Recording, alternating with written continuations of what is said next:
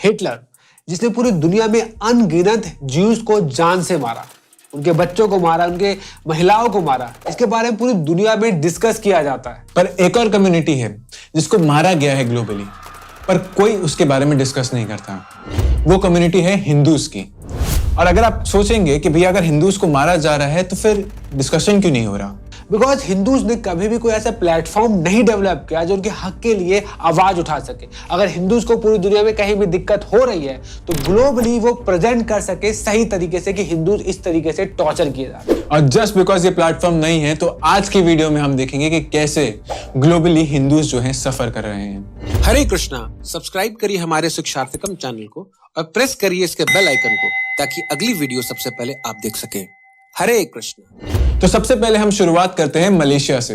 2013 में prime Asia करके एक न्यूज चैनल है जिसने एक रिपोर्ट पब्लिश की थी जिसमें बताया है कि मलेशिया की जो माइनॉरिटी रिलीजन है जैसे हिंदूज और चाइनीज, उनको बोला गया एक स्कूल में कि जाओ बाथरूम में खाना खाओ, बिकॉज मेजॉरिटी रिलीजन का रमजान मंथ चल रहा है। तो अगर आप हमारे साथ खाना खाओगे तो हम डिस्ट्रैक्ट हो सकते हैं, तो आपको बाथरूम में खाना खाना पड़ेगा। तो सोचो आपकी मदर प्यार से लंच बनाए और वो बच्चा बैठ के बाथरूम में खाना खाए तो आपको कैसा लगेगा? और इतना ही नहीं दोस्तों, मलेशिया की नहीं करके एक न्यूज चैनल है उसमें यह दिखाया गया कि मलेशिया की जो मेजॉरिटी रिलीजन है वो हिंदू के खिलाफ प्रोटेस्ट करता है। प्रोटेस्ट किस तरीके से करता है आप जानते हैं? गाय का सर काट के उसका सर पकड़ के लेके जा रहे हैं और पब्लिकली प्रोटेस्ट कर रहे हैं कि हिंदूज अपना मंदिर शिफ्ट करो। अब सोचिए गाय का सर काट के क्या दिखाना चाहते हैं कि हमारी बात नहीं मानी तो इस बार तो गाय का सर काटा है, अगली बार आपका भी कट सकता है। और मलेशिया में ये पहली बार नहीं हो रहा है। मलेशिया में 1957 से लेकर आज तक 10,000 से ज्यादा हिंदुओं के मंदिरों को तोड़ा गया है और पिछले 4 सालों में 133 मंदिरों को तोड़ा गया है। और हिंदुस्तान में किसी को कोई खबर ही नहीं है। ये तो थी बात मलेशिया की। अब चलते हैं भूटान। द फर्स्ट पोस्ट करके एक वेबसाइट है, इसने एक आर्टिकल पब्लिश किया और बताया कि 1991 और 92 में 80,000 से ज्यादा हिंदूज को भूटान से लात मार के निकाल दिया गया। कारण सिर्फ इतना था कि वहां की गवर्नमेंट ने एक लॉ पास किया, 1 नेशन 1 पीपल। अगर हिंदूज को हमारे देश में रहना है तो हम जैसा बोलते हैं वैसा करना पड़ेगा, अपना कल्चर छोड़ना पड़ेगा, अपनी भाषा नहीं बोल सकते, जो हम बोलते हैं जैसा हम बोलते हैं उसी तरीके से रहना पड़ेगा। जो एग्री करता है वो कन्वर्ट हो जाए वरना देश से निकल जाए। विद्यापति मिश्रा जो एक जर्नलिस्ट है वो बयान करते हैं कि उनके फादर को कितना टॉर्चर किया गया था 90 दिनों के लिए। उनके फादर को सुइयां चुभोई जाती थी, भारी भरकम सामान रखा जाता था उनके शरीर के ऊपर, उन्हें पेशाब वाला पानी पिलाया जाता था। तो सोचिए भूटान जो हैप्पीनेस इंडेक्स में जाना जाता है उसकी क्या डार्क हिस्ट्री है। चलो अब बात करते हैं श्रीलंका की। आउटलुक करके एक वेबसाइट है जो बताती है 1983 से लेकर 2009 तक श्रीलंका में 1.6 to 1.9 लाख हिंदूज को जान से मार दिया गया। रीजन इतना ही था कि वहां की गवर्नमेंट ने बोला कि हमें हिंदू धर्म से प्रॉब्लम है, तो लड़ाइयां हुई और इतने हिंदूज मार दिए गए।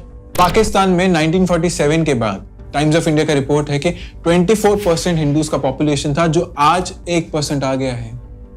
और इतना प्रताड़ित किया जाता है उन्हें कि एक केस ही आपको बताते हैं। बीबीसी ने एक आर्टिकल पब्लिश किया था जिसमें बताया कि 2017 में हिंदूज मैरिज को लीगल माना गया।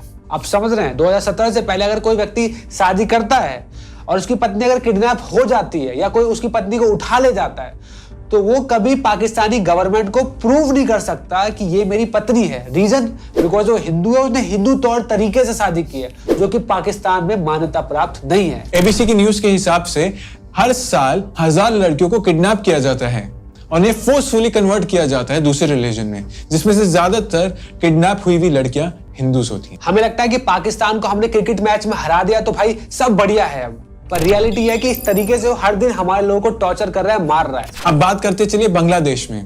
द हिंदू करके एक वेबसाइट है जो बताती है आने वाले 30 साल बाद कोई भी हिंदू बांग्लादेश से बचेगा ही नहीं। और 1964 से लेकर 2013 तक 1 करोड़ हिंदूज को अब वहां से घर छोड़ के भागना पड़ा।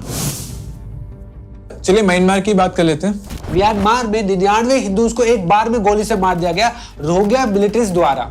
क्यों? ताकि वो दिखा सके कि हम किसी से कम नहीं है, हम भी शक्तिशाली हैं। रशिया में गीता को बैन करने का काफी बार अटेम्प्ट किया गया और उसके फॉलोअर्स को बहुत बार टॉर्चर किया गया। वो इतना बड़ा टॉपिक हम इस वीडियो में कवर नहीं कर पाएंगे, उसकी ऑलरेडी एक सेपरेट वीडियो है, आप वो देख सकते हैं। फिजी जो अपने आप को एक सेकुलर कंट्री बताती है, वहां आए दिन हिंदू मंदिर पे अटैक होते हैं।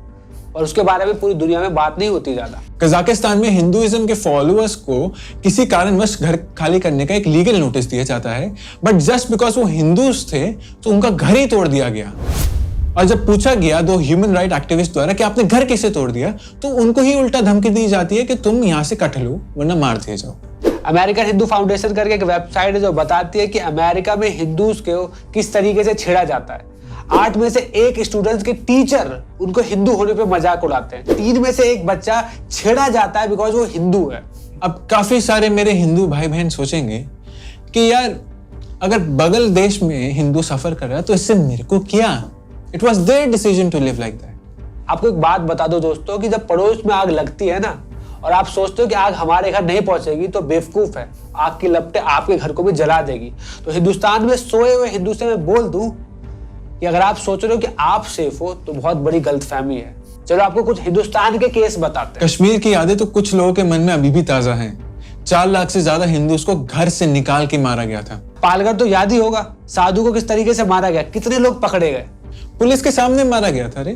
बिहार में स्कूल में एक बच्चे के बैग से भगवत गीता मिलती है तो टीचर भगवत गीता डस्टबिन में डाल देती है और बोलती है कि तुम्हारे देवी देवता तो कुत्ते कुतियां हैं।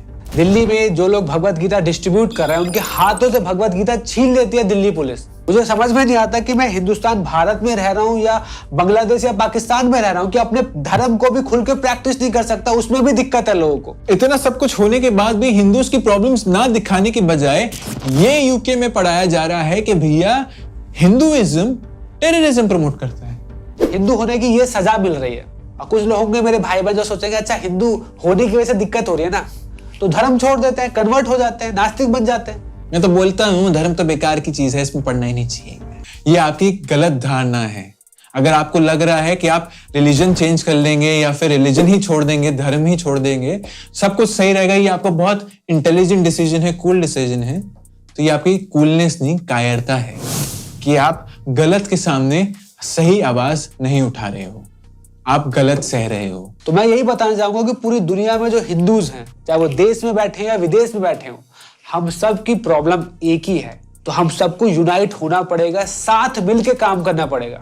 हम सबको अपने लिए एक ऐसी लॉबी डेवलप करनी पड़ेगी जो हमारे हक के लिए लड़ सके। अगर पूरी दुनिया में हिंदूज को कहीं भी तकलीफ हो रही है, टॉर्चर किया जा रहा है, तो उस लॉबी के थ्रू, उस प्लेटफॉर्म के थ्रू हम उनके लिए सपोर्ट भेज सके, उनके लिए आवाज उठा सके, जो कि आज हिंदूज के पास नहीं है ऐसा कोई प्लेटफॉर्म। और ऐसी लॉबीज और ऐसा सपोर्ट ऑलरेडी क्रिश्चियनिटी और इस्लाम के रिलीजन्स में अवेलेबल है। जैसे अल जजीरा एक चैनल है, वो मुस्लिम समुदाय पे कुछ भी हो रहा है उसको सबसे पहले जाके कवर करता है और मुस्लिम पर्सपेक्टिव को सबसे पहले फ्रंट में रखता है।